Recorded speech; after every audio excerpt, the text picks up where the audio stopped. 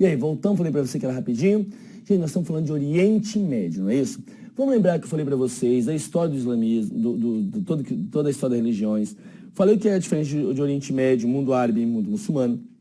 Falamos que é da diáspora e que os judeus fizeram o quê? Espalharam pelo mundo, não é isso? Ok, e quem ficou ocupando essa área? Árabes, palestinos, árabes. No século VI para o século VII, cadê os judeus? Espalhado pelo mundo. Quem está ocupando aquela área, gente? Palestinos, árabes, palestinos. Só que no século VI para o século VII, esses árabes palestinos vão ser o quê? Vão ser islamizados. Isso mesmo, vão ser convertidos ao islamismo, não é isso? Gente, e aí o que acontece? Para falar de islamismo, eu tenho que contar para vocês mostrar para vocês algumas palavras árabes interessantes que caem em prova direto, que está hoje no vocabulário de televisão o tempo inteiro e que você tem que saber.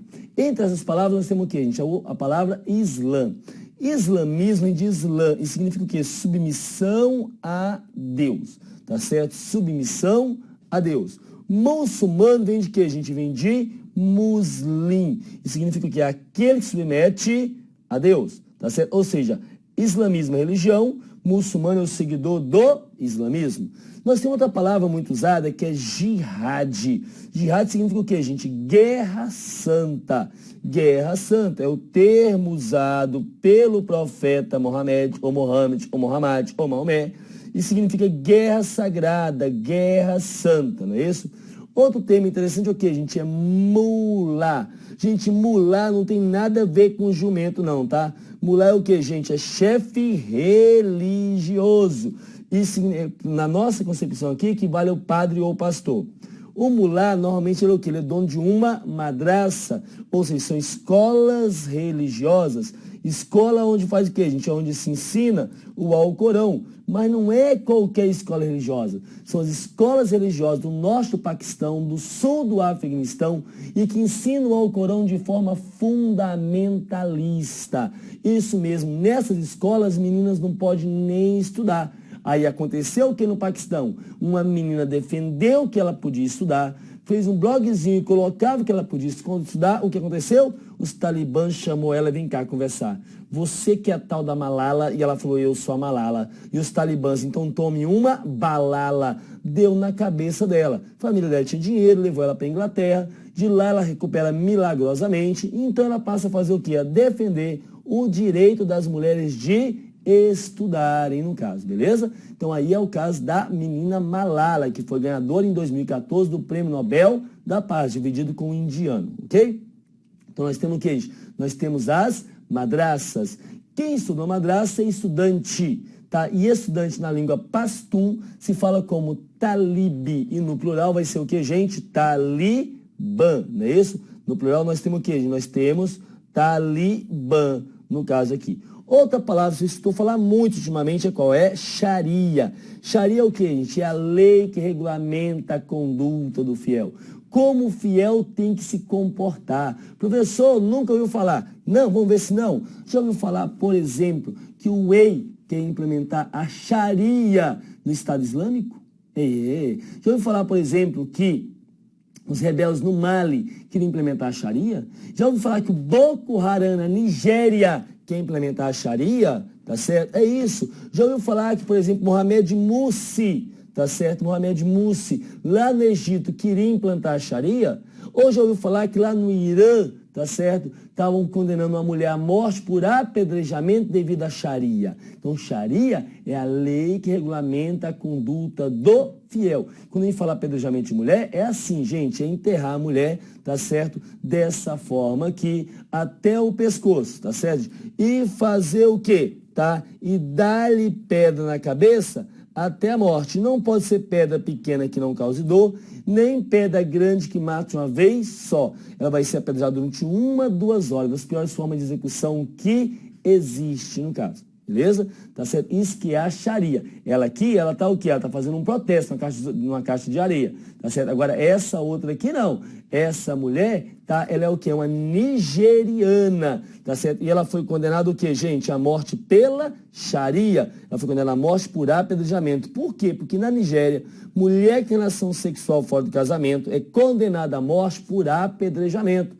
E essa mulher era viúva e teve o azar de ser violentada, e teve o azar de ficar grávida. Se ela apareceu grávida sem estar casada, significa o quê, gente? Relação sexual fora do casamento, condenada à morte por apedrejamento. Ela só não foi apedrejada por quê, gente? Porque o mundo entrou a favor dela. No caso, o Brasil chegou a oferecer asilo político para ela aqui, tá? Então ela acabou não sendo apedrejada. E se fosse apedrejada, como é que seria? Espera ter a criança, espera passar o período de mamar, e não adianta querer dar mamar até 30 anos de idade, até 6 meses só. Entrega a criança para a família e vai ser apedrejada viva, no caso aqui.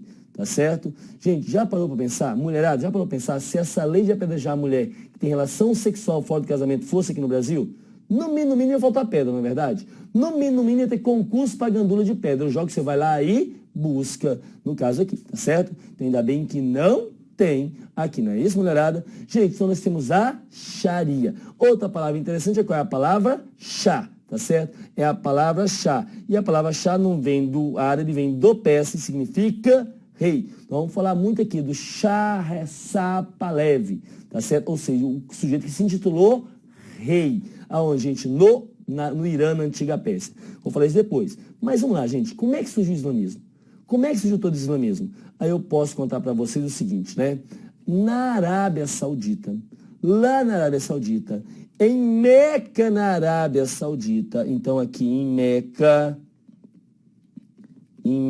na Arábia Saudita, no ano 570 depois de Cristo, nasce um garoto chamado Mohammed, ou Muhammad, ou Mohamed, ou aportuguesado errado, que gente, Maomé. Ele fica órfão de mãe aos 6 anos de idade, órfão de pai aos 6 meses, órfão de mãe aos 6 anos de idade, vai ser criado pelos tios, cresce analfabeto de pai e mãe, mas é excelente comerciante. Tá certo? É tão bom comerciante que ele acaba fazendo o quê? Tomando conta dos negócios de uma prima dele. Essa prima era cerca de 20 anos mais velha do que ele, tá certo? Era viúva e que já tinha um filho. Ele toma tão bem conta dos negócios dela que acaba fazendo o quê? Casando com ela. Isso que é tomar conta dos negócios dela, não é verdade? E aí ele vai fazer o quê, gente? Ele vai tomar conta. Nessa época, vai lembrar, gente, que ele era um homem muito religioso. E nessa época, qual era a religião que predominava nessa região? Vamos lembrar que pela diáspora, os judeus vieram para cá. Então, nessa região, você vai ter o quê, gente? Você vai ter o judaísmo. Você vai ter o judaísmo. Então, vamos lembrar aqui dos judeus. Lembra daquela meio brincadeirazinha? Os judeus. E nessa região também você vai ter o quê? Vai ter o cristianismo. Tá certo? Você vai ter o cristianismo aqui também. Tá? Então, você tinha, além das politeístas, no caso. Ele, um homem muito religioso, no ano 610, ele já com 40 anos, ele chega e pergunta, qual é a religião verdadeira? Chega para os judeus falam o que para ele? Não, é o judaísmo. Chega para o cristão e fala cristianismo. Ele fala, e agora, quem está falando a verdade? O que ele faz então? Já sei. Vou perguntar para quem sabe tudo. Quem sabe tudo? Deus. É aí que ele vai para a montanha orar, vai para uma gruta rezar, e lá o que acontece, gente, é para daí que vem aquele ditado, se Maomé não vai à montanha, montanha vai ter Maomé, e aí aparece para ele quem? O arcanjo Gabriel. Tá? Você já gosta de aparecer para as pessoas, tinha aparecido para Maria, e só fala besteira, não é isso? Tá? E ele vira para o anjo e pergunta, anjo, qual é a religião verdadeira? Olha o que o anjo fala para ele, gente, tá tudo errado. As pessoas fizeram o quê? As pessoas desvirtuaram os ensinamentos originais. Cada um puxou o quê? Brasa para sua sardinha. Ele fala o quê? Que Deus escolheu ele para ser o quê, gente? Para ser o profeta, porque filho de Deus todos são. Para que isso? Para trazer todo mundo de volta para o mesmo caminho. Isso mesmo. Maomé vem para fazer o quê, gente? Maomé vem para resgatar os ensinamentos originais. Quer ver exemplo disso? É bem simples no caso aqui. É só você ver o seguinte, ó. Aqui atrás, tá, gente? Existia apedrejamento de mulher? Sim. O que acontece? Simplesmente é por isso que o mundo muçulmano hoje possui o quê? Apedrejamento de mulher. Por que isso? Porque qual é a ideia? Qual é o princípio? O que norteia? O que Deus fala tem que valer por toda a eternidade. Deus não erra. E se Deus não erra, ele não vai ficar o quê? Corrigindo com o passar do tempo. É por isso que ele fala o quê? Falou uma vez, tem que valer para a vida, para a eternidade inteira. Deus não falou, vai ser apedrejamento até inventar a corda para enforcar, vai ser apedrejamento até inventar a pólvora para dar um tiro na nuca, vai ser apedrejamento até inventar a injeção letal. Não, é por isso que eles fazem apedrejamento a eternidade inteira. Quer ver outro exemplo disso? Vamos lá. Só a mulherada responde. Mulherada, me diz o seguinte, qual foi um dos reis mais sábios da história? Isso mesmo, Salomão. Salomão era sábio? Era, não era? Tinha quantas mulheres? Mais de 1000. E era sábio. A gente quer ter 2, 3 hoje, é safado. Tem alguma coisa errada aí. Fizeram alguma emenda que funcionou na Bíblia? É por isso que no mundo muçulmano, o homem ele pode ter o quê? Várias esposas, porque vai buscar isso lá atrás. Tá certo? Então você começa a entender o mundo muçulmano dessa forma aí. Então o que ele faz? Ele vai lá para a gruta, vai orar, vai rezar. O anjo falou que para ele está tudo errado. Deus escolheu você para ser o profeta, para trazer esse povo de volta ao mesmo caminho. E ele começa a pregar. É lógico, quando ele começa a pregar, quem é que não gosta disso, gente?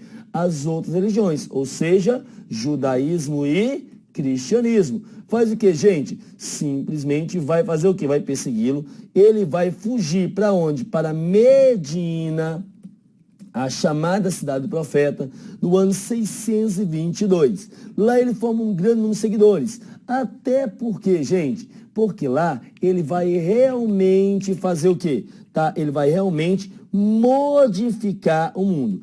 Ele vai simplesmente baixar a taxa Selic. O que acontece? Em Meca, tá? Principalmente os judeus, eles faziam o quê? Cobrava alta taxa para negociar. O que ele faz? Ele simplesmente baixa essas taxas para negociar.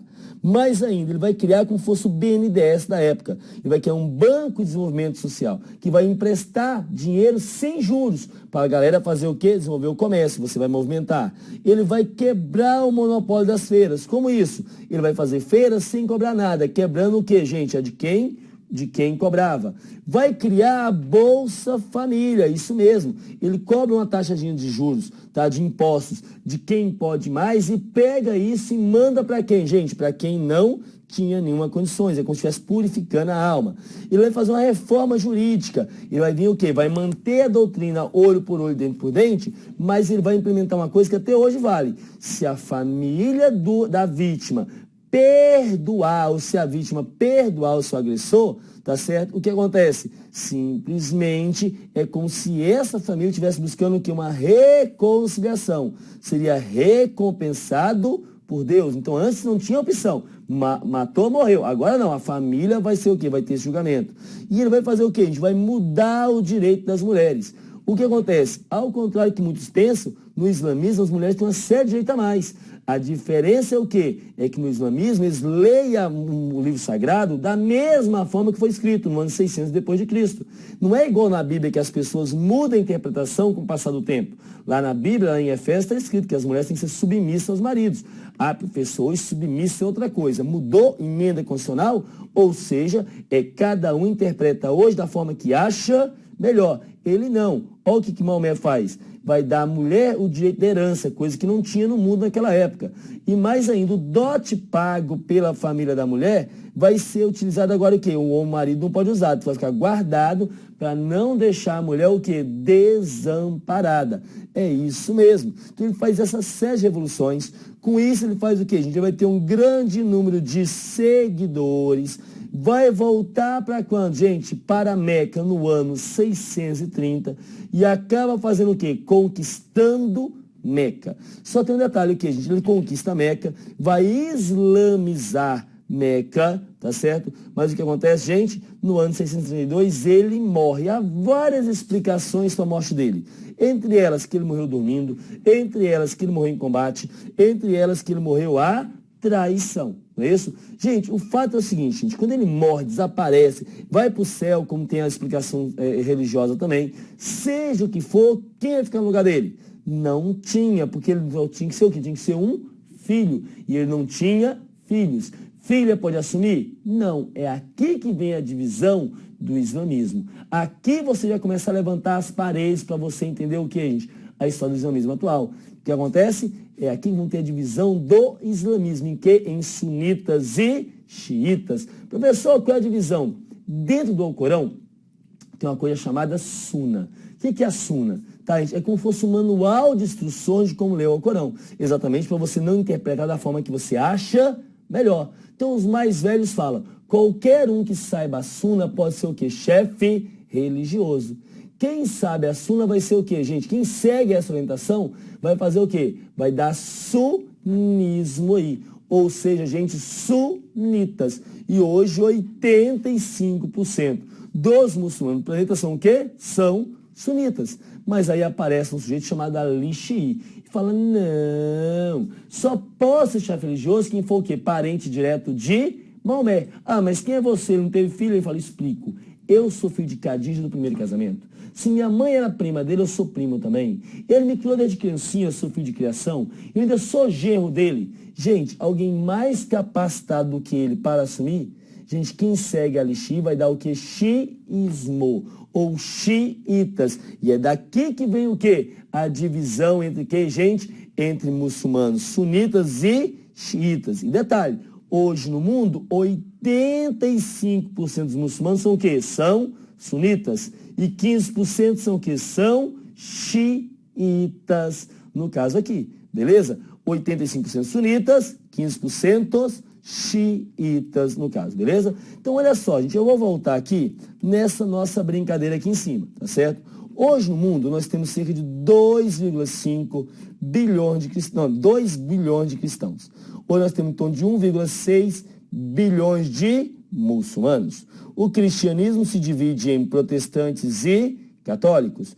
Já o islamismo se divide em quê, gente? Se divide em sunitas e xiitas, não é isso? Gente, protestantes e católicos são unidos? Não, é cada um por si, Deus por todos. Sunitas e xiitas são unidos? Não, se pegam de porrada, mas é igual briga de irmão. Quando qualquer um de fora for brigar com seu irmão, que você faz o quê? Você junta com seu irmão para pegar o de fora. Outro detalhe, tá? Se fala, as pesquisas indicam, que até o ano 2020 a 2030, e está logo ali, vai ter mais muçulmanos no mundo do que cristãos. Por que isso? Porque a mulher muçulmana tem muito mais filhos, tá? E o Papa ainda falou para a mulher cristã parar de reproduzir igual coelho, foi palavra dos Papas, e mais ainda, vai fazer o quê? Você vai ter, tá, gente, mais pessoas hoje se convertendo ao islamismo que ao cristianismo, ok? Então tem isso. Olha outra coisa interessante aqui, ó. Cristianismo, catolicismo, tem subdivisão? Tem subdivisão. Por exemplo, nós temos aqui neocatecumenato, nós temos carismáticos, Legião de Maria, nós temos que franciscanos, e assim vai indo. Vamos lá, gente, neocatecumenato se dá bem com carismático? Não, um acha outro muito alegrinho, o outro acha outro muito sério, não é isso? Ok, será que carismático você quer ser comandado por neocatecumenato ou vice-versa? Não, então eles se pegam aqui dentro, mas os dois se unem para falar de quem? Do protestante. Junta protestante e católico para virar cristão e falar de quem? Do muçulmano. Junta cristão, muçulmano e judeu para falar do ateu. Do ateu todo mundo fala e o ateu não tem nem Deus do lado dele, não é verdade? Ou seja, desse jeitinho aqui. Já entre, tá, gente, os muçulmanos, nós temos o quê? Nós temos aqui subdivisões também. Dentro dos sunitas, nós temos várias subdivisões. E entre elas nós temos o quê? Uma subdivisão chamada de quê, gente? De Wahhabita, que é uma subdivisão extremamente o quê? Extremamente radical, tá certo? É uma subdivisão extremamente radical, Wahhabita. Dentro dos xiitas, nós temos várias subdivisões. Você acha que essa subdivisão quer ser governada por essa? Não. Assim como essa não quer por essa aqui. Entre as várias subdivisões, tem uma subdivisão chamada alauíta. Xiita alauíta. É light ou radical? É light. É tão light que muçulmano que não toma álcool, a xiita alauíta toma. Esses são os meus. Beleza? Olha só que interessante aqui. Um sunita não se quer ser governado por outro. Quanto mais xiita governado por sunita. Não é isso? Aí que vai dar problema mesmo. E aí, para complicar a situação, é o seguinte, gente. No mundo, tem 85% de quê? De sunitas, 15% de xiitas, não é verdade? Ok, só para complicar a situação, nós temos aqui, nós temos 3 países no mundo que tem maioria xiita. Quais são os 3 países do mundo que tem maioria xiita? Isso mesmo, Irã, Iraque e Bahrein. Irã, Iraque e Bahrein. Como Bahrein não cai em prova, tem que saber só de quem, gente? De Irã e Iraque, tá certo? Irã e Iraque são os 2 países que possuem o quê? Maioria xiita. O Irã possui 96% da população, o quê, gente? Não, 96, desculpa, perdão, 90% da população de xiitas. Já o Iraque possui em torno de 65% de xiitas, em torno de 25% de sunitas e o que, gente? Em torno de 10% de curdos, no caso aqui, tá certo? Ah, professor, mas os curdos são sunitas? Gente, os curdos são sunitas, mas eles são o quê? Eles são curdos. Professor, não entendi. Eu falo sempre o seguinte, é você lembrar, a Argentina é cristão? É, mas eles são antes que são argentinos, no caso. É isso, beleza? Ok. Gente, nós temos aqui o Irã, maioria o quê? Xiita. O Iraque, maioria xiita. Só que o Irã é a antiga Pérsia. O Irã, antiga Pérsia. E era governado por xiitas, que era a maioria xiitas. Ayatolás, tá certo? A antiga Pérsia tem petróleo. Estados Unidos quer petróleo da Pérsia. E aí, Estados Unidos, para dominar o petróleo da Pérsia, eu pergunto, ele vai se unir com a maioria xiita para dominar a minoria sunita, ou ele vai se unir com a minoria sunita para dominar a maioria xiita? O que você faria? Se uniria com a minoria ou com a maioria? Com a maioria? Não. A maioria não precisa de você para fazer o quê? Para fazer nada. Ela já é a maioria. Tem que unir com a minoria. Foi isso que os Estados Unidos fez. E ele se une com o quê, gente? Ele se une com o Shah Reza Pahlavi, ou seja, só Reza Pahlavi, tá? Um sunita que dá o golpe e faz o quê, gente? Sobe ao poder na Pérsia no início do século XX, tá certo? No início do século XX. E vai fazer o quê? Vai dominar a Pérsia, vai permitir que a empresa dos Estados Unidos explore petróleo ali dentro. Muda o nome de Pérsia para Irã, faz uma série de reformas. E isso vai, sabe até quando? Até 1979. Em 79, o que acontece? Simplesmente a maioria xiita falando, não, calma lá, tá certo? Nós somos maioria, nós temos que poder. É por isso que em 79, os xiitas que são maioria no Irã, tá, gente? Antiga Pérsia, vai para as ruas, faz protestos, toma o poder e coloca quem no lugar, gente?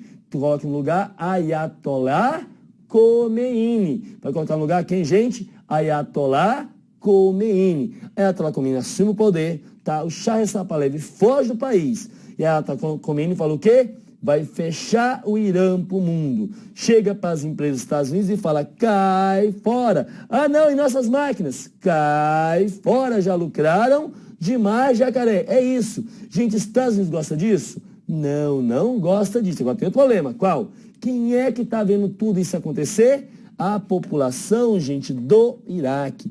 Os xiitas do Iraque estão vendo tudo isso acontecer, são 65%. Agora, detalhe, quem é que estava, gente? Quem é que estava no poder no Iraque nessa época? Eram os xiitas ou eram os sunitas? Era a minoria ou era a maioria? Exatamente isso. Quem, gente? A minoria dos sunitas.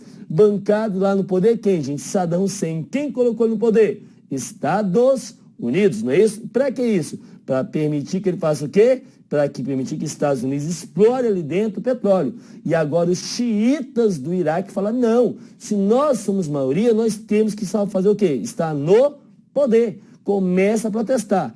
Saddam Hussein gosta disso? Não. Quem gosta disso menos ainda, gente?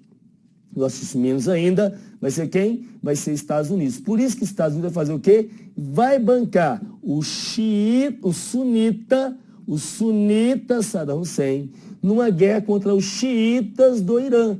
É a guerra Irã e Iraque. É uma guerra que é uma carnificina só. É uma guerra que tem mais de 1 milhão de mortos. São mais de 1 milhão de mortos, 400 mil soldados iranianos, 400 mil soldados iraquianos e mais de 300 mil civis. Ao final da guerra não tinha nem o quê? Nem mais homens para lutar. Estava mandando o quê? Mandando crianças para a guerra.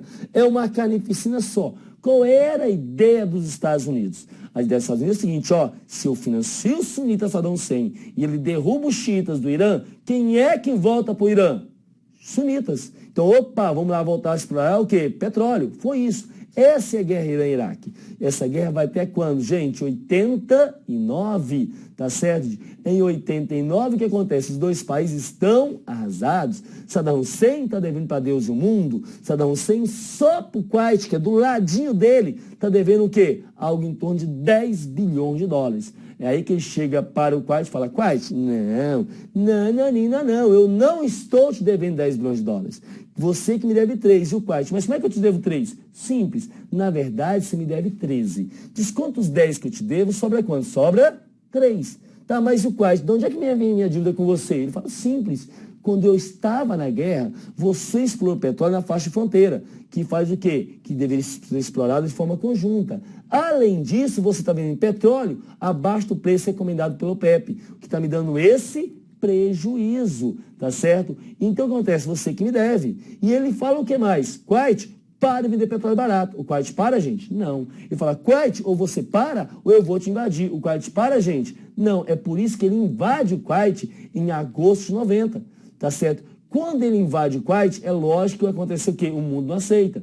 É por isso que o Conselho de Segurança da ONU faz o embarque sobre quem? Sobre Saddam Hussein. Ninguém negocia com ele. O que ele faz então? Ah, é assim? Então é simples. Saddam Hussein faz o que, gente? Anuncia a anexação do Kuwait ao Iraque. Saddam Hussein, que possuía 15% do petróleo mundial, possui mais quanto? Mais 13. Que isso dá quanto? 28. E ele ainda ameaça invadir quem? A Arábia Saudita, que possui quanto? 28. 28 mais 28 dá quanto? Dá 56. Dominando 56% do petróleo mundial, estaria dominando só o quê, gente? Só o mundo. Isso mesmo, é a ideia de quem? Do Pink e o cérebro. Ou seja, fazer o quê, gente? Dominar o mundo, no caso aqui.